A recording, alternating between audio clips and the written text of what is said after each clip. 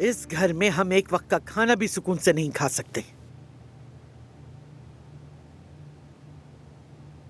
सुहा ठीक कह रही है अजमत साहिबा, मुझे ऐसा लगता है।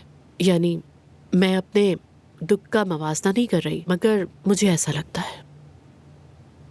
अल्लाह तुम इस तकलीफ में सब्र अता करे दानिया। माफ कीजिएगा, मेरा मकसद आपको दुख देना नहीं था।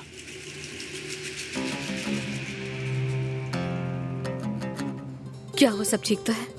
ठीक है, अंदर आराम कर रही है। कभी कभी हम अपने बच्चों के लिए अच्छा करने की कोशिश में सब बिगाड़ देते हैं।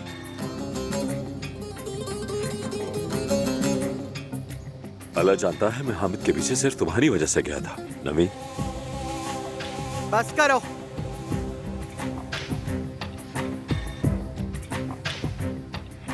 क्या बात करने के लिए तुम लोग के पास कुछ और नहीं बचा है? नहीं है। वैसे खुदा आपकी मदद करे, आपके हालात तो वाकई बहुत मुश्किल हैं।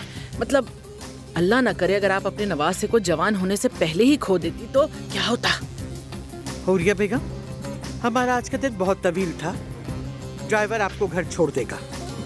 ड्राइवर को क्यों तकलीफ देनी है, हमारा दामाद हमें छोड़ देगा ना। मैंने गलत तो नहीं कहा ना? हम में खामियां और मसाइल हो सकते हैं, लेकिन हम एक खानदान है। हमने अपना दर्द और इख्तलाफात पीछे छोड़ दिए। जो भी हो, हम अब भी इकट्ठे हैं और एक बड़ा खानदान है। कितनी अच्छी बात की है आपने।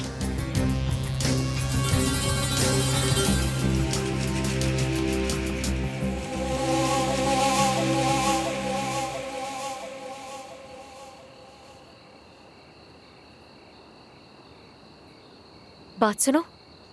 जी बेगम साहिबा। हामिद को किसने गोली मारी थी? दमीर खान खानदान में से किसी ने? कहीं वो अब्बास तो नहीं था? क्या किया उसके साथ? फिर इतनी खामोशी क्यों हो गई? पुलिस भी दिखाई नहीं दी और वो लोग भी दोबारा नजर नहीं आए।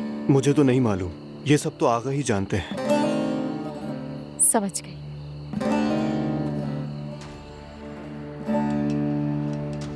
अच्छा मलिया, एक मेरी बात सुनो। ऐसा करो कि तुम लतीफ के साथ चली जाओ भी।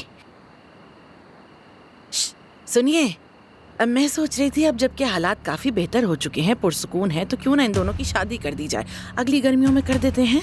हुरिया साहिबा, हमने अभी अपनी पोती और सोहा के शौहर को दफन किया है। क्या बात कर रही हैं आप?